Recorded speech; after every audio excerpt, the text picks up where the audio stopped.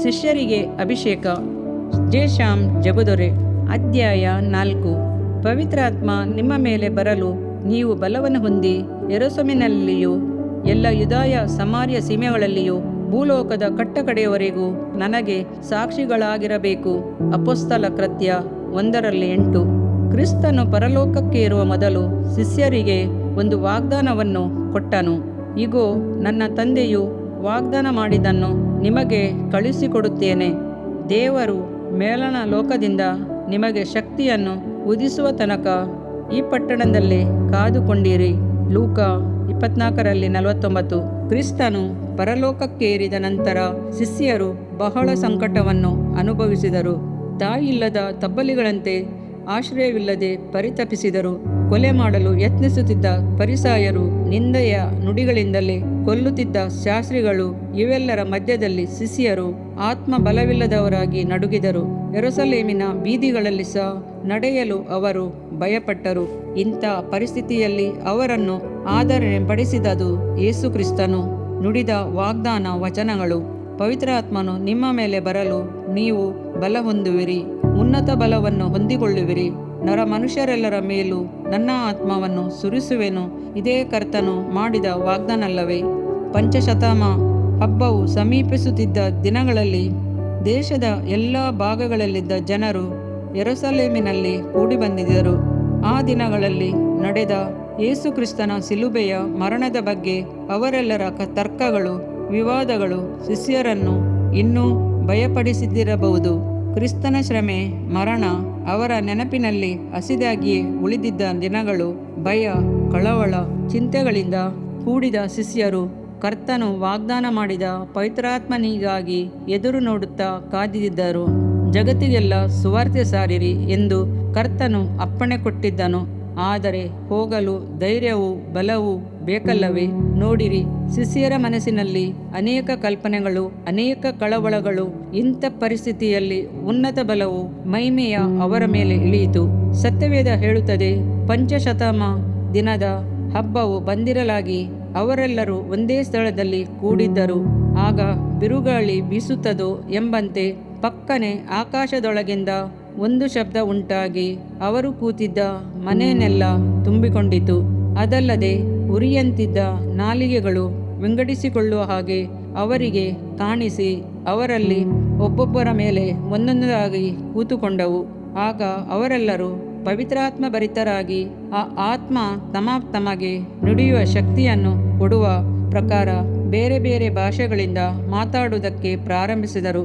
ಅಪೊಸ್ತಲನ ಕೃತ್ಯ 2:1-4. ಆ ದಿನಗಳು ಬಹಳ ಮಹಿಮೆಯುಳ್ಳ ದಿನಗಳು. ಪವಿತ್ರಾತ್ಮನಾದಾತನ ಕಾಲವು ಆರಂಭಿಸಿದ ದಿನಗಳು.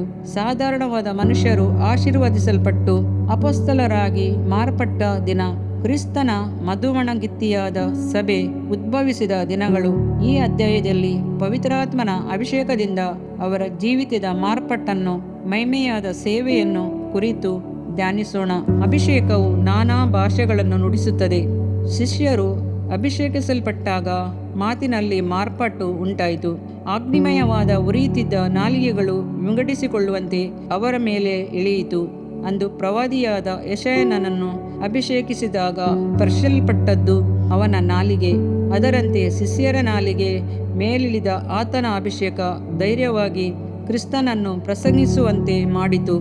ಹಡಗುಗಳನ್ನು ಚುಕ್ಕಾಣಿ ತಿರುಗಿಸುವಂತೆ, ಕಡಿವಾಣವು ಕುದುರೆಯನ್ನು ತಿರುಗಿಸುವಂತೆ ನಾಲಿಗೆಯು ವೈಯಕ್ತಿಕ ಜೀವನವನ್ನೇ ಮಾರ್ಪಡಿಸುವಂತಾಗಿದೆ. ಆದ್ದರಿಂದಲೇ ಆತ್ಮನು ಮೊಟ್ಟಮೊದಲು ನಾಲಿಗೆಯನ್ನೇ ಮುಟ್ಟಿದನು. ಶಿಷ್ಯರು ಆ ನಾಲಿಗೆಯಿಂದ ಬೇರೆ ಬೇರೆ ಭಾಷೆಗಳನ್ನು ಮಾತನಾಡಿದರು. ಅಪೊಸ್ತಲನಾದ ಪೌಲನು ಭಾಷೆಗಳನ್ನು 2 ಬಗೆಯಾಗಿ ವಿಂಗಡಿಸುತ್ತಾನೆ. 1 ಮನುಷ್ಯರ ಭಾಷೆಗಳು, 2 ದೇವದೂತರ ಭಾಷೆಗಳು. ಅಂದು ಅಭಿಷೇಕ ಹೊಂದಿದ್ದ ಶಿಷ್ಯರು ಮನುಷ್ಯರ ಭಾಷೆಗಳನ್ನೇ ಮಾತನಾಡಿದರು. ಸತ್ಯವೇದವು ಹೇಳುತ್ತದೆ, ಆ ಸಪ್ಪಳವಾದಾಗ ಜನರು ಗುಂಪು ಗುಂಪಾಗಿ ಕೂಡಿಬಂದು ಪ್ರತಿಯೊಬ್ಬರು ತಮ್ಮ ತಮ್ಮ ಭಾಷೆಯಲ್ಲೇ ಇವರು ಮಾತಾಡುವುದನ್ನು ಕೇಳಿ ಭ್ರಮೆಗೊಂಡರು. ಅಪೊಸ್ತಲ ಕೃತ್ಯ 2:6. ಯೆಹೂದ್ಯ ಮಾತಲಾಂಬಿಗಳು, ಕ್ರೇತರು, ಅರಬಿ ದೇಶದವರು ಆಗಿರುವ ನಾವು ನಮ್ಮ ನಮ್ಮ ಭಾಷೆಗಳಲ್ಲಿ ಇವರ ದೇವರ ಮಹತ್ತುಗಳು ವಿಷಯವಾಗಿ ಹೇಳುವುದನ್ನು ಕೇಳುತ್ತೇವೆ ಅಂದುಕೊಂಡರು. ಅವರು ನಾನಾ ಭಾಷೆಗಳಲ್ಲಿ ದೇವರ ಮಹತ್ವಗಳನ್ನು ಕುರಿತು ಮಾತಾಡಿದರು. ಇದು ಅನೇಕರ ರಕ್ಷಣೆಗೆ ಮೂಲವಾಯಿತು. ನನ್ನ ವೈಯಕ್ತಿಕ ಜೀವನದಲ್ಲಿ ಕರ್ತನು ನನ್ನನ್ನು ಅಭಿಷೇಕಿಸಿದಾಗ ರಮ್ಯವಾಗಿ ನಾನಾ ಭಾಷೆಗಳನ್ನಾಡಿ ಉಲ್ಲಾಸಗೊಂಡೆನು. ನನ್ನ ಮನಸ್ಸಿನಲ್ಲಿ ಪ್ರಾರ್ಥಿಸಲಾರಂಭಿಸುವಾಗ ತಮಿಳು ಭಾಷೆಯಲ್ಲಿ ಪ್ರಾರಂಭವಾದ ಪ್ರಾರ್ಥನೆ ನಾನಾ ಭಾಷೆಗಳಾಗಿ ಹೊರಬರುತ್ತಿದ್ದವು.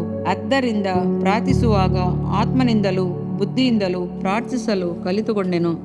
ಕೆಲವು ವೇಳೆಗಳಲ್ಲಿ ನಾನು ಸಭೆಯಾಗಲಿ ಅಥವಾ ಪ್ರತ್ಯೇಕವಾದ ವ್ಯಕ್ತಿಗಾಗಿಯಾಗಲಿ ಪ್ರಾರ್ಥಿಸುವಾಗ ಬೇರೆ ಭಾಷೆಯಲ್ಲಿ ಪ್ರಾರ್ಥಿಸಿ ಅದಕ್ಕೆ ಅರ್ಥ ಹೇಳುತ್ತಿದ್ದುಂಟು. ಕೆಲವು ವೇಳೆಗಳಲ್ಲಿ ಬೇರೆಯವರು ಆಡುವ ಭಾಷೆಗೆ ಅರ್ಥ ಹೇಳುತ್ತಿದ್ದುದುಂಟು. ಅಪೊಸ್ತಲನಾದ ಪೌಲನು ತನ್ನ ಅನುಭವವನ್ನು ಕುರಿತು ಕೊರಿಂಥ ಸಭೆಗೆ ಹೇಳುವಾಗ, ನಾನು ನಿಮ್ಮೆಲ್ಲರಿಗಿಂತಲೂ ಹೆಚ್ಚಾಗಿ ವಾಣಿಗಳಾಡುತ್ತೇನೆಂದು ದೇವರನ್ನು ಕೊಂಡಾಡುತ್ತೇನೆ, 1 ಕೊರಿಂಥ 14:18 ಎಂದು ಹೇಳುತ್ತಾನೆ. ವಾಣಿಯನ್ನಾಡುವವನು ತನಗೆ ಮಾತ್ರ ಭಕ್ತಿವೃದ್ಧಿಯನ್ನುಂಟು ಮಾಡುತ್ತಾನೆ, ಪ್ರವಾದಿಸುವವನು ಸಭೆಗೆ ಭಕ್ತಿವೃದ್ಧಿಯನ್ನುಂಟು ಮಾಡುತ್ತಾನೆ. 1 ಕೊರಿಂಥ 14:4 ಎಂದು ಬರೆದದೆ. ಒಬ್ಬ ಬೋಧಕರಿದ್ದರು. ಅವರು ಪವಿತ್ರಾತ್ಮನನ್ನಾಗಲಿ ಭಾಷೆಗಳನ್ನಾಗಲಿ ನಂಬದವರಾಗಿದ್ದರು. ಒಂದು ದಿನ ಅವರು ಒಂದು ಪರಿಶೋಧನೆಗಿಳಿದರು. ಪವಿತ್ರಾತ್ಮ ಭರಿತವಾಗಿ ನಡೆಸಲ್ಪಡುತ್ತಿದ್ದ ಒಂದು ಪ್ರಾರ್ಥನಾ ಕೂಟಕ್ಕೆ ತನ್ನ ಟೇಪ್ ರೆಕಾರ್ಡ್ ಸಹಿತ ಹೋದರು. ಪವಿತ್ರಾತ್ಮನಿಂದ ಪ್ರೇರಿತರಾಗಿ ನಾನಾ ಭಾಷೆಗಳನ್ನಾಡುತ್ತಿದ್ದಂಥ ಪ್ರತಿಯೊಬ್ಬರ ಮಾತುಗಳನ್ನು ರೆಕಾರ್ಡ್ ಮಾಡಿ ಕೊಂಡರು. ಹೀಗೆ 49 ಮಂದಿಯ ಮಾತುಗಳನ್ನು ಧ್ವನಿ ಮುದ್ರಣ ಮಾಡಿಕೊಂಡ ತರುವಾಯ ಅದೇ ಮುದ್ರಣದಲ್ಲಿ ತನ್ನ ಬಾಯಿಂದ ಬರುವ ಎಲ್ಲ ಮಾತುಗಳನ್ನು ನಾನಾ ಭಾಷೆಯಂತೆ ಸೇಕರಿಸಿಕೊಂಡರು. ಹೀಗೆ ಸೇಕರಿಸಿದ ಧ್ವನಿ ಮುದ್ರಣದ ಟೇಪನ್ನು ಅಮೆರಿಕ ದೇಶದ ಒಂದು ಸರ್ವಕಲಾ ಶಾಲೆ ಸಂಶೋಧನೆಗಾಗಿ ಕಳುಹಿಸಿ ಅದರಲ್ಲಿರುವ ಭಾಷೆಗಳಾವುವು, ಅದರ ಅರ್ಥವೇನು ಎಂಬುದನ್ನು ಕಂಡುಹಿಡಿಯುವಂತೆ ಹೇಳಿದರು. ಅದೇ ರೀತಿಯಾಗಿ ಸಾವಿರಾರು ಭಾಷೆಗಳನ್ನಾಡಬಲ್ಲ ಭಾಷಾ ನಿಪುಣರು ಇದ್ದಂಥ ಸ್ಥಳಗಳಲ್ಲಿ ಈ ಧ್ವನಿ ಮುದ್ರಣವು ಆಲಿಸಲಾಯಿತು. ಅಲ್ಲಿದ್ದಂಥ ಭಾಷಾ ಪ್ರವೀಣರು ತಮ್ಮ ತಮ್ಮ ಭಾಷೆಗಳನ್ನು ಕಂಡುಕೊಂಡು ಭಾಷಾಂತರ ಮಾಡಲಾರಂಭಿಸಿದರು. 49 ಭಾಷೆಗಳಾವು ಎಂದು ಅವುಗಳ ಅರ್ಥವೇನೆಂಬುದನ್ನು ಕಂಡುಹಿಡಿದರು. 50ನೇದಾಗಿ ಮುದ್ರಿಸಲ್ಪಟ್ಟ ಭಾಷೆ ಯಾರಿಗೂ ಅರ್ಥವಾಗದ ಭಾಷೆ ಎಂಬುದಾಗಿಯೂ ಅದು ಒಬ್ಬ ಹುಚ್ಚನ ಬೊಗಳೆ ಮಾತು ಎಂದು ಹೇಳಿದರು. ನಾನಾ ಭಾಷೆಯನ್ನು ಪವಿತ್ರಾತ್ಮನನ್ನು ನಂಬದಿದ್ದಂಥ ಆ ಬೋಧಕರು ಅಂದೇ ತನ್ನನ್ನು ಪೂರ್ಣವಾಗಿ ಕರ್ತನಿಗೆ ಒಪ್ಪಿಸಿ ನಾನಾ ಭಾಷೆಗಳನ್ನು ನಂಬಿದರು. 2. ಅಭಿಷೇಕವು ಒಂದು ಗೂಡಿಸುತ್ತದೆ. ಪಂಚಶತಮ ದಿನದಲ್ಲಿ ಆಕಾಶದ ಕೆಳಗಿರುವ ಎಲ್ಲ ದೇಶದವರೊಳಗಿಂದ ಬಂದಂಥ ಭಕ್ತಿಯುಳ್ಳ ಯಹೂದ್ಯರೆಲ್ಲರೂ ಯೆರೂಸಲೇಮಿನಲ್ಲಿ ಕೂಡಿ ಬಂದರು. ಒಬ್ಬರ ಭಾಷೆ ಮತ್ತೊಬ್ಬರಿಗೆ ಅರ್ಥವಾಗದೇ ಇದ್ದರಿಂದ ಶಿಷ್ಯರು ಸಾಧಾರಣವಾಗಿ ಯಾರೊಂದಿಗೂ ಮಾತನಾಡದಂಥ ಪರಿಸ್ಥಿತಿಯಲ್ಲಿದ್ದರು. ಆದರೆ ನಾನಾ ಭಾಷೆಯ ಮೂಲಕ ಆಯಾ ಭಾಷೆಯವರ ಬಳಿ ವೈಯಕ್ತಿಕವಾಗಿ ಕರ್ತನು ಮಾತನಾಡಿದನು. ಹಳೆ ಒಡಂಬಡಿಕೆಯನ್ನು ನಾವು ಓದುವಾಗ ಆದಿಯಲ್ಲಿ ಜನರು ಬಾಬೆಲ್ ಗೋಪುರವನ್ನು ಕಟ್ಟಲಾರಂಭಿಸಿದಾಗ ಕರ್ತನು ಅವರ ಭಾಷೆಯನ್ನು ತಾರುಮಾರು ಮಾಡಿದನೆಂದು ಅದರಿಂದ ಅವರು ಲೋಕದ ಎಲ್ಲ ಕಡೆಗಳಿಗೂ ಚದರಿಸಲ್ಪಟ್ಟರೆಂದು ನೋಡುತ್ತೇವೆ. ಆದರೆ ಹೊಸ ಒಡಂಬಡಿಕೆಯ ದಿನಗಳಲ್ಲಿ ಪವಿತ್ರಾತ್ಮನು ಸುರಿಸಲ್ಪಟ್ಟಂಥ ದಿನಗಳಲ್ಲಿ ಪವಿತ್ರಾತ್ಮನು ಅನೇಕ ಭಾಷೆಗಳನ್ನು ಮಾತನಾಡುವವರನ್ನು ಒಂದುಗೂಡಿಸಿದನೆಂಬುದನ್ನು ನಾವು ನೋಡುತ್ತೇವೆ. ಮಾತ್ರವಲ್ಲದೆ ಅಭಿಷೇಕದ ಮೂಲಕ ಮನುಷ್ಯ ಭಾಷೆಗಳನ್ನು ಮಾತನಾಡಿದಲ್ಲದೆ ದೇವದೂತರ ಭಾಷೆಗಳನ್ನು ಸಹ ಮಾತನಾಡುವುದರಿಂದ ಭೂಲೋಕವನ್ನು ಪರಲೋಕಕ್ಕೂ ಅನ್ಯೋನ್ಯತೆಯು ಏರ್ಪಡುವುದು. ಆದ್ದರಿಂದ ನಾನಾ ಭಾಷೆಗಳು ಹಲವು ಮತದವರನ್ನು ಒಂದುಗೂಡಿಸುವುದಲ್ಲದೆ ಅನೇಕ ಭಾಷೆಗಳನ್ನಾಡುವವರನ್ನು ಸಹ ಒಂದುಗೂಡಿಸುತ್ತದೆ ಮತ್ತು ದೇವದೂತರನ್ನು ಇಡೀ ಪರಲೋಕವನ್ನೇ ನಮ್ಮೊಂದಿಗೆ ಒಂದುಗೂಡಿಸುತ್ತದೆ. ಈ ಹೊಂದಾಣಿಕೆಯ ಕಾರ್ಯವನ್ನು ಪವಿತ್ರಾತ್ಮನು ತಾನೇ ನಡೆಸುವಂಥದ್ದೇ ನಮಗೆ ಭಾಗ್ಯದಾಯಕವಾದದ್ದಾಗಿದೆ. ಈ ಅಭಿಷೇಕದಿಂದ ಶಿಷ್ಯರಲ್ಲಿ ಏಕಮನಸ್ಸು ಉಂಟಾಯಿತು. 14ನೇ ವಚನವನ್ನು ಓದಿ ನೋಡಿರಿ. ಆಗ ಪೇತ್ರನು 11 ಮಂದಿ ಅಪೊಸ್ತಲರ ಸಹಿತ ಎದ್ದು ನಿಂತು ಗಟ್ಟಿಯಾದ ಧ್ವನಿಯಿಂದ ಎಂದು ಹೇಳಿದೆ. ಇಲ್ಲಿ ಪ್ರಸಂಗ ಮಾಡುತ್ತಿರುವ ಪೇತ್ರನೊಂದಿಗೆ ಉಳಿದ 11 ಮಂದಿ ಏಕಮನಸ್ಸಿನಿಂದ ಒಂದುಗೂಡಿದರೆಂದು ನೋಡುತ್ತೇವೆ. ಹೌದು, ಅಭಿಷೇಕವು ಅವರಲ್ಲಿ ಏಕಮನಸ್ಸನ್ನು, ಪ್ರೀತಿಯ ಅನ್ಯೋನ್ಯತೆಯನ್ನು ಹುಟ್ಟಿಸಿತು. 3. ಅಭಿಷೇಕವು ಸಾಕ್ಷಿಗಳನ್ನಾಗಿ ಮಾಡಿತು. ಕರ್ತನ ವಾಗ್ದಾನ ಫಲವಾದ ಅಭಿಷೇಕದಿಂದ ಆತನ ಶಿಷ್ಯರು ಕ್ರಿಸ್ತನಿಗೆ ಧೈರ್ಯವಾಗಿ ಸಾಕ್ಷಿ ಹೇಳುವವರಾಗಿ ಮಾರ್ಪಟ್ಟರು. ಪೇತ್ರನು ಯೆರೂಸಲೇಮಿನಲ್ಲಿ ಪ್ರಸಂಗಿಸುತ್ತಾ, ಈ ಯೇಸುವನ್ನೇ ದೇವರು ಎಬ್ಬಿಸಿದನು ಇದಕ್ಕೆ ನಾವೆಲ್ಲರೂ ಸಾಕ್ಷಿಗಳಾಗಿದ್ದೇವೆ ಎಂದು ಘಂಟಾಘೋಷವಾಗಿ ಪ್ರಸಂಗ ಮಾಡಿದನು. ಅದುವರೆಗೂ ಭಯದಿಂದಿದ್ದ ಪೇತ್ರನು ದಾಸಿಯ ಮುಂದೆ ಕ್ರಿಸ್ತನನ್ನು ಅರಿಯೆನು ಎಂಬುದಾಗಿ ಹೇಳಿದವನು ಈಗ ಯೆರೂಸಲೇಮಿನಲ್ಲಿ ಸಾಕ್ಷಿಯಾಗಿ ನಿಂತಿದ್ದಾನೆ. ಪವಿತ್ರಾತ್ಮ ನಿಮ್ಮ ಮೇಲೆ ಬರಲು ನೀವು ಬಲವನ್ನು ಹೊಂದಿ ಎಂಬುದಾಗಿ ಹೇಳಿದ ವಾಗ್ದಾನ ಅಂದು ನೆರವೇರಿತು. ದೇವಮಗುವೆ, ಕರ್ತನಿಗೆ ಸಾಕ್ಷಿ ಹೇಳಲು ನೀನು ಸಂಕೋಚ ಪಡಬಹುದು, ಒಳ್ಳೆಯ ಮಾತುಗಾರಿಕೆ ಇಲ್ಲವೆಂಬುದಾಗಿ ಹೇಳಬಹುದು. ಆದರೆ ಪವಿತ್ರಾತ್ಮನ ಅಭಿಷೇಕ ಬಂದಾಗ ನೀನು ಕರ್ತನಿಗಾಗಿ ಒಬ್ಬ ಧೈರ್ಯಶಾಲಿಯಾದ ಸಾಕ್ಷಿಯಾಗಿ ಮಾರ್ಪಡುವಿ. ಆಂಧ್ರ ದೇಶದಲ್ಲಿರುವ ಒಬ್ಬ ಬಡ ಹುಡುಗಿಯ ಬಗ್ಗೆ ನಾನು ಕೇಳಿದ್ದೇನೆ. ಅವಳು ಹಳ್ಳಿಯಲ್ಲಿನ ಬಡ ಹುಡುಗಿ. ಆದರೆ ಕರ್ತನು ಅವಳನ್ನು ಅಭಿಷೇಕಿಸಿದಾಗ ಎಲ್ಲರೂ ಆಶ್ಚರ್ಯಪಡುವಂತೆ ಸರಳವಾಗಿ ಆಂಗ್ಲ ಭಾಷೆಯಲ್ಲಿ ಮಾತನಾಡಲಾರಂಭಿಸಿದಳು. ಇಂದು ಅವಳು ಅಮೆರಿಕ ದೇಶದಲ್ಲಿ ಸೇವೆ ಸಲ್ಲಿಸುತ್ತಿದ್ದಾಳೆ. ಕರ್ತನು ಜ್ಞಾನ ವಿವೇಕಗಳನ್ನು ಅನುಗ್ರಹಿಸುತ್ತಾನೆ. ಶಿಷ್ಯರೆಲ್ಲರೂ ಅವಿದ್ಯಾವಂತರೇ ಆಗಿದ್ದಾಗಿಯೂ ಕರ್ತನ ಅವರಿಗೆ ವಾಗ್ದಾನ ಮಾಡಿದನು. ಏನು ಉತ್ತರ ಕೊಡಬೇಕೆಂದು ಯೋಚಿಸಬೇಡಿರಿ. ನಿಮ್ಮ ವಿರೋಧಿಗಳೆಲ್ಲರ ಎದುರು ನಿಲ್ಲುವುದಕ್ಕೂ ಎದುರು ಮಾತನಾಡುವುದಕ್ಕೂ ಆಗದಂಥ ಬಾಯನ್ನು ಬುದ್ಧಿಯನ್ನು ನಾನೇ ನಿಮಗೆ ಕೊಡುವೆನು. ನಿಮ್ಮೊಳಗಿರುವ ಆತ್ಮನೇ ನಿಮ್ಮ ಮೂಲಕ ಮಾತಾಡುವನು. ಅಭಿಷೇಕಿಸಲ್ಪಟ್ಟ ಪೇತ್ರನು ಮಾಡಿದ ಪ್ರಸಂಗಗಳು ಸಾವಿರಾರು ಆತ್ಮಗಳನ್ನು ರಕ್ಷಿಸಿತು. ಅಭಿಷೇಕಕ್ಕೆ ಮೊದಲು ಹಿಂಜರಿದು ಬಿದ್ದು ಹೋದ ಪೇತ್ರನು ಅಭಿಷೇಕದ ನಂತರ ಜಯ ಜೀವಿತವನ್ನು, ಸಾಕ್ಷಿಯ ಜೀವಿತವನ್ನು ಜೀವಿಸಿದ್ದನ್ನು ನಾವು ಕಾಣುತ್ತೇವೆ. ನೀವೇ ನನ್ನ ಸಾಕ್ಷಿಗಳು ಎಂಬ ಕರ್ತನು ಮಾತು ಅಭಿಷೇಕದ ಮೂಲಕ ನೆರವೇರಿತು. 4. ಅಭಿಷೇಕದ ಮೂಲಕ ಬಲ. ಅಭಿಷೇಕದ ಮೂಲಕ ಉನ್ನತ ಬಲವು ಮನುಷ್ಯರ ಮೇಲೆ ಎರಗುವಂಥದ್ದಾಗಿದೆ. ಅದು ಆತ್ಮ, ಪ್ರಾಣ, ಶರೀರವನ್ನು ಬಲಪಡಿಸುವಂಥದ್ದು. ದೇವರ ಮಕ್ಕಳಿಗೆ ಬಲವು ಅಗತ್ಯ. ಸೈತಾನನನ್ನು ಎದುರಿಸಿ ನಿಲ್ಲಲು ಬಲ ಬೇಕು. ವ್ಯಾಧಿ ಉಪದ್ರವಗಳನ್ನು ಎದುರಿಸಿ ನಿಲ್ಲಲು ಬಲ ಬೇಕು. ಮಾಂತ್ರಿಕರನ್ನು, ಮಂತ್ರ ಮಾಟಗಳನ್ನು ಎದುರಿಸಲು ಬಲ ಬೇಕು. ಅದು ಮಾತ್ರವೇ ಅಲ್ಲ, ಜಯದ ಜೀವಿತ ನಡೆಸಲು ಬಲ ಬೇಕು. ಈ ಬಲವನ್ನು ಪವಿತ್ರಾತ್ಮನ ಅಭಿಷೇಕದಿಂದ ಮಾತ್ರವೇ ಹೊಂದಲು ಸಾಧ್ಯ. ಕರ್ತನು ಈ ಬಲವನ್ನು ಶಿಷ್ಯರಿಗೆ ವಾಗ್ದಾನ ಮಾಡಿದನು. ಇಗೋ, ನನ್ನ ತಂದೆಯು ವಾಗ್ದಾನ ಮಾಡಿದನ್ನು ನಿಮಗೆ ಕಳುಹಿಸಿಕೊಡುತ್ತೇನೆ.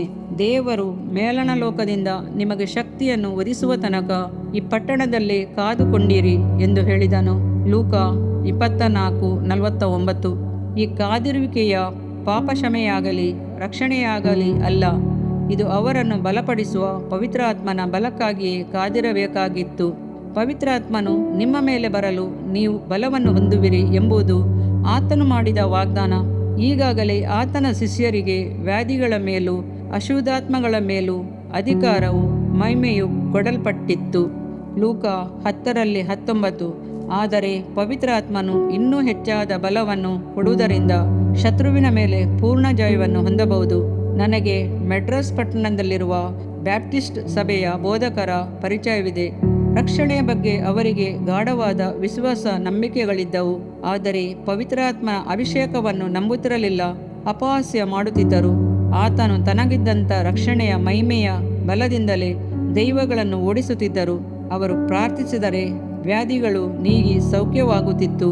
ಆದುದರಿಂದ ಅವರು, ನಾನು ದೈವಗಳನ್ನು ಬಿಡಿಸ್ತೇನೆ, ನನಗೆ ಪವಿತ್ರಾತ್ಮನ ಅಭಿಷೇಕ ಬೇಕಿಲ್ಲ ಎನ್ನುತ್ತಿದ್ದರು. ಒಂದು ದಿನ ಅವರು ಒಂದು ಭಯಂಕರವಾದ ದೈವವನ್ನು ಬಿಡಿಸಲು ಹೋದರು. ಅದು ಹೋಗಲಿಲ್ಲ. ಗದರಿಸಿ ಓಡಿಸಿದಾಗ್ಯೂ ಅದು ಜಗ್ಗಲಿಲ್ಲ. ತಲೆ ಕೂದಲನ್ನು ಹಿಡಿದು ಗದರಿಸಿ ಬಿಟ್ಟು ಹೋಗುವಂತೆ ಅಪ್ಪಣೆ ಮಾಡಿದಾಗೂ ಅದು ಆಗಲಿಲ್ಲ. ಕೊನೆಗೆ ಆ ದೈವ ಅವರನ್ನು ನೋಡಿ, ನೀನು ಸಾಮಾನ್ಯವಾದ ದೈವಗಳನ್ನು ಮೊದಲು ಓಡಿಸಿರಬಹುದು, ನನ್ನನ್ನು ಓಡಿಸಬೇಕಾದರೆ ನೀನು ಹೋಗಿ ಅಭಿಷೇಕ ಹೊಂದಿ ಬರಬೇಕು ಎಂದು ಹೇಳಿತಂತೆ. ಅದರ ನಂತರವೇ ಅವರು ಪವಿತ್ರಾತ್ಮನ ಅಭಿಷೇಕವನ್ನು ನಂಬಿದರು. ಆ ಆತ್ಮನಿಗಾಗಿ ಅಪೇಕ್ಷಿಸಿ ತನ್ನನ್ನು ತಗ್ಗಿಸಿ ಕರ್ತನ ಬಳಿ ದೀನತೆಯಿಂದ ಬೇಡಿದಾಗ ಕರ್ತನು ಅವರನ್ನು ಅಭಿಷೇಕಿಸಿದನು. ಆದ ನಂತರ ಆ ದೈವವನ್ನು ಬಿಡಿಸಲು ಹೋದರು. ಕೂಡಲೇ ಅದು ಹೇಳಿತು, ನೀನು ಈಗ ಅಭಿಷೇಕವನ್ನು ಹೊಂದಿದ್ದಿ, ನಿನ್ನನ್ನು ಎದುರಿಸಲು ನನಗೆ ಬಲವಿಲ್ಲ ಎಂದು ಹೇಳಿ ಓಡಿ ಹೋಯ್ತಂತೆ. ಈ ಸಾಕ್ಷಿಯನ್ನು ಆ ಬೋಧಕರು ಸ್ವತಃ ನನಗೆ ಹೇಳಿದರು. 5. ಅಭಿಷೇಕದಿಂದುಂಟಾಗುವ ಪ್ರಕಟಣೆ. ಅಭಿಷೇಕ ಹೊಂದುವುದರ ಮೂಲಕ ದೇವರ ಆತ್ಮನು ರಹಸ್ಯವನ್ನು, ಗೂಢಾರ್ಥವನ್ನು ಪ್ರಕಟಿಸುತ್ತಾನೆ. ಅಭಿಷೇಕಿಸಲ್ಪಡುವ ಮುನ್ನ ಸಾಮಾನ್ಯವಾದ ಸೌಮ್ಯಗಳನ್ನು ಸಹ ಅರ್ಥ ಮಾಡಿಕೊಳ್ಳಲಾರದ ಶಿಷ್ಯರು ಅಭಿಷೇಕಿಸಲ್ಪಟ್ಟ ನಂತರ ದೇವಜ್ಞಾನದಿಂದ ತುಂಬಿದವರಾಗಿ ಪರಲೋಕದ ಪ್ರಕಟಣೆಗಳನ್ನು ಕುರಿತು ಮಾತನಾಡಿದರು. ಅಪೊಸ್ತಲನಾದ ಪೌಲನು ಅದನ್ನು ವಿವರಿಸುತ್ತಾ, ನಮಗಾದರೂ ದೇವರು ತನ್ನ ಆತ್ಮನ ಮೂಲಕ ಅದನ್ನು ಪ್ರಕಟಿಸಿದನು. ಆ ಆತ್ಮನು ಎಲ್ಲ ವಿಷಯಗಳನ್ನು, ದೇವರ ಅಗಾಧ ವಿಷಯಗಳನ್ನು ಕೂಡ ಪರಿಶೋಧಿಸುವನಾಗಿದ್ದಾನೆ. ಮನುಷ್ಯನ ಒಳಗಿನ ಆಲೋಚನೆಗಳು ಅವನಲ್ಲಿರುವ ಜೀವಾತ್ಮಕ್ಕೆ ಹೊರತು ಮತ್ತಾರಿಗೆ ತಿಳಿಯುವುದು. ಹಾಗೆಯೇ ದೇವರ ಆಲೋಚನೆಗಳನ್ನು ದೇವರ ಆತ್ಮನೇ ಹೊರತು ಬೇರೆ ಯಾರೂ ಗ್ರಹಿಸುವುದಿಲ್ಲ. 1 ಕೊರಿಂಥ 2:10-13. ಈ ವಿಶೇಷವಾದ ಅನುಭವವನ್ನು ನನ್ನ ಸ್ವಂತ ಜೀವಿತದಲ್ಲೇ ನಾನು ಅನುಭವಿಸಿದ್ದೇನೆ. ನಾನು ಅಭಿಷೇಕಿಸಲ್ಪಡುವ ಮೊದಲು ಓದಿ ತಿಳಿದುಕೊಂಡದ್ದೇ ಬೇರೆ. ಅಭಿಷೇಕದ ನಂತರ ಸತ್ಯವೇದವೇ ನನ್ನ ಮನೋಲ್ಲಾಸವಾಗಿ ಮಾರ್ಪಡಿಸಿತು. ಪ್ರತಿಯೊಂದು ವಾಕ್ಯದಲ್ಲಿರುವ ವಿಶೇಷವಾದ ಅರ್ಥಗಳು ಕರ್ತನ ಗೂಢಾರ್ಥಗಳನ್ನು ಪ್ರಕಟಿಸುತ್ತಿದ್ದವು. ವಚನಗಳನ್ನು ಓದುತ್ತಿರುವಾಗಲೇ ಆತ್ಮನಾದಾತನು ವಚನದಲ್ಲಿ ಅಡಗಿರುವ ಸತ್ಯಾರ್ಥಗಳನ್ನು ಬೋಧಿಸುವುದನ್ನು ಅರಿತಿದ್ದೇನೆ.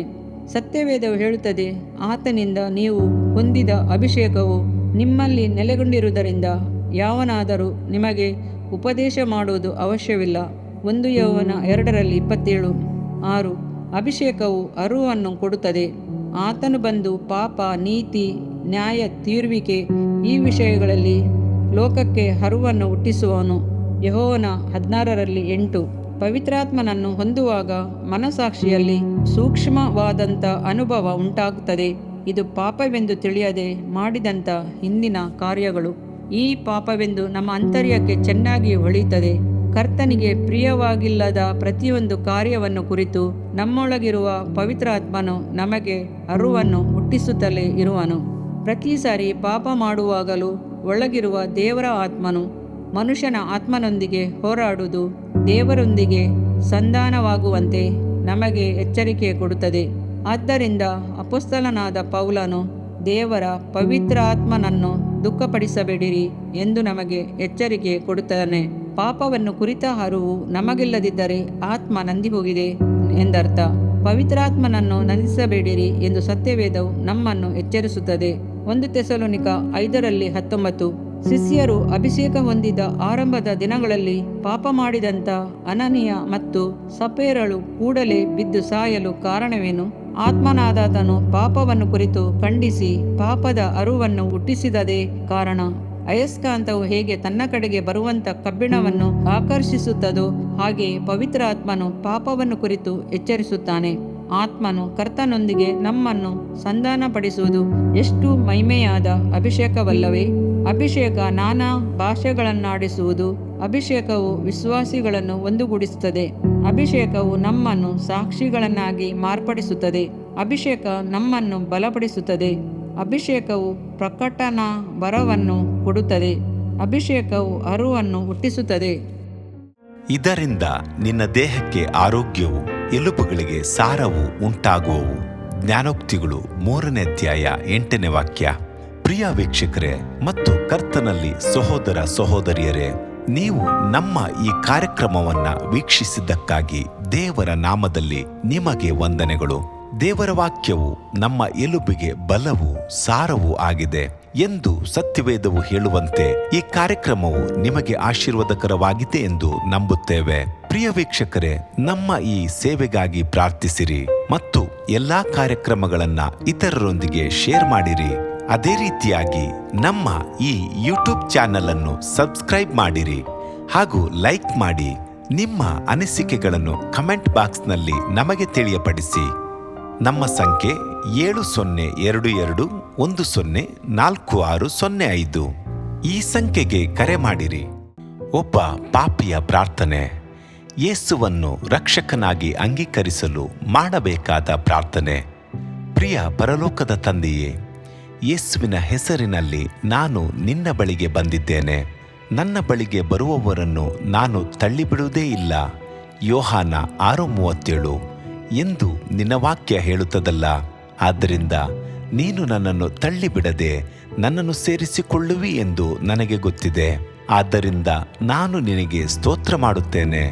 ನೀನು ನಿನ್ನ ವಾಕ್ಯದಲ್ಲಿ ನೀನು ಯೇಸುವನ್ನೇ ಕರ್ತನೆಂದು ಬಾಯಿಂದ ಅರಿಕೆ ಮಾಡಿಕೊಂಡು ದೇವರು ಆತನನ್ನು ಸತ್ತವರೊಳಗಿಂದ ಎಬ್ಬಿಸಿದನೆಂದು ಹೃದಯದಿಂದ ನಂಬಿದರೆ ನಿನಗೆ ರಕ್ಷಣೆಯಾಗುವುದು ಎಂತಲೂ ಕರ್ತನ ನಾಮವನ್ನ ಹೇಳಿಕೊಳ್ಳುವವರೆಲ್ಲರಿಗೆ ರಕ್ಷಣೆಯಾಗುವುದೆಂತಲೂ ಬರೆದಿದೆ. ರೋಮ 10:9-13 ವಾಕ್ಯ. ಯೇಸು ಕ್ರಿಸ್ತನು ದೇವಕುಮಾರನೆಂದು ನನ್ನ ಹೃದಯದಲ್ಲಿ ನಂಬುತ್ತೇನೆ. ನನ್ನನ್ನು ನೀತಿವಂತನನ್ನಾಗಿ ಮಾಡುವುದಕ್ಕಾಗಿ ಆತನು ಸತ್ತವರೊಳಗಿಂದ ಎಬ್ಬಿಸಲ್ಪಟ್ಟನು ಎಂದು ನಂಬುತ್ತೇನೆ.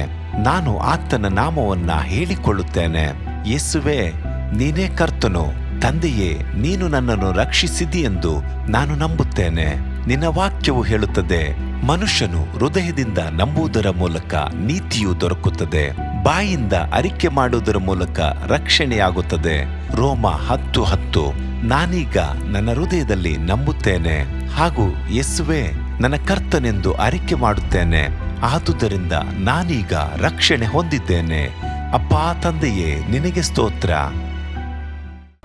ಲೂಕನು ಬರೆದ ಸುವಾರ್ತೆ 11ನೇ ಅಧ್ಯಾಯದಲ್ಲಿ ಬರೆದಿರುವಂತೆ, ನಿಮ್ಮಲ್ಲಿ ತಂದೆಯಾದವನು ಮೀನನ್ನು ಕೇಳುವ ಮಗನಿಗೆ ಮೀನು ಕೊಡದೆ ಹಾವನ್ನು ಕೊಡುವನೆ? ಅಥವಾ ತತ್ತಿಯನ್ನು ಕೇಳಿದರೆ ಚೇಳನ್ನು ಕೊಡುವನೆ? ಹಾಗಾದರೆ ಕೆಟ್ಟವರಾದ ನೀವು ನಿಮ್ಮ ಮಕ್ಕಳಿಗೆ ಒಳ್ಳೆ ಪದಾರ್ಥಗಳನ್ನ ಕೊಡಬಲ್ಲವರಾದರೆ ಪರಲೋಕದಲ್ಲಿರುವ ನಿಮ್ಮ ತಂದೆಯು ತನ್ನನ್ನು ಬೇಡಿಕೊಳ್ಳುವವರಿಗೆ ಎಷ್ಟೋ ಹೆಚ್ಚಾಗಿ ಪವಿತ್ರಾತ್ಮ ವರವನ್ನ ಕೊಡುವವನಲ್ಲವೇ ಅಂದನು. ತಂದೆಯೇ, ನೀನು ಕೇಳಿಕೊಳ್ಳುವವರಿಗೆ ಪವಿತ್ರಾತ್ಮನ ವರವನ್ನು ಹೇರಳವಾಗಿ ಕೊಡುವಾತನಾಗಿದ್ದಿ. ಆದ್ದರಿಂದ ನನ್ನ ಮೇಲೆಯೂ ನಿನ್ನ ಆತ್ಮನನ್ನು ಸುರಿಸಬೇಕಾಗಿ ಬೇಡಿಕೊಳ್ಳುತ್ತೇನೆ. ಕೀರ್ತನೆ 81:10 ಬರೆದಿದೆ, ಅಗಲವಾಗಿ ಬಾಯಿದೆರೆಯಿರಿ, ಅದನ್ನು ತುಂಬಿಸುವೆನು. ಕರ್ತನೇ, ನನ್ನನ್ನು ಪವಿತ್ರಾತ್ಮನಿಂದ ತುಂಬಿದಂತ ನೀನು ನನ್ನನ್ನು ಅನ್ಯ ಭಾಷೆಯ ವರದಿಂದಲೂ ತುಂಬುವವನಾಗಿದ್ದಿ ಎಂದು ನಂಬುತ್ತೇನೆ. ಅದರಂತೆ ನಾನು ನನ್ನ ಬಾಯಿಯನ್ನು ತೆರೆದು ನಿನ್ನ ಸ್ತೋತ್ರ ಮಾಡುವಾಗ ಅನ್ಯ ಭಾಷೆಯ ಅಭಿಷೇಕದಿಂದ ನನ್ನನ್ನು ತುಂಬುವವನಾಗಿದ್ದಿ ಎಂದು ನಂಬುತ್ತೇನೆ. ಈಗ ನೀವು ನಿಮ್ಮ ಬಾಯಿಯನ್ನು ತೆರೆದು ಮಾತನಾಡುವಾಗ ಪವಿತ್ರಾತ್ಮನು ನಿಮ್ಮ ಬಾಯಿಯನ್ನು ತನ್ನ ಭಾಷೆಯಿಂದ ತುಂಬುವವನಾಗಿದ್ದಾನೆ. ಇದು ದೇವರ ಭಾಷೆಯಾಗಿದೆ. ಈ ಅಭಿಷೇಕವನ್ನ ಹೊಂದಿಕೊಳ್ಳಲು ನೀವು ನಿಮ್ಮ ಸ್ವರವನ್ನ ಉಪಯೋಗಿಸಬೇಕು. ಅದರಿಂದ ನೀವು ನಿಮ್ಮ ಬಾಯನ್ನು ತೆರೆದು ದೇವರಿಗೆ ಸ್ತೋತ್ರ ಮಾಡುವಾಗ ದೇವರು ನಿಮ್ಮನ್ನು ಅನ್ಯ ಭಾಷೆಯ ವರದಿಂದ ತುಂಬುವವನಾಗಿದ್ದಾನೆ. ಪ್ರಿಯರೇ, ಈಗ ನೀವು ಪವಿತ್ರಾತ್ಮನಿಂದ ತುಂಬಲ್ಪಟ್ಟ ಆತನ ಪ್ರಿಯ ಮಕ್ಕಳಾಗಿದ್ದೀರಿ. ದೇವರ ನಾಮಕ್ಕೆ ಸ್ತೋತ್ರವಾಗಲಿ.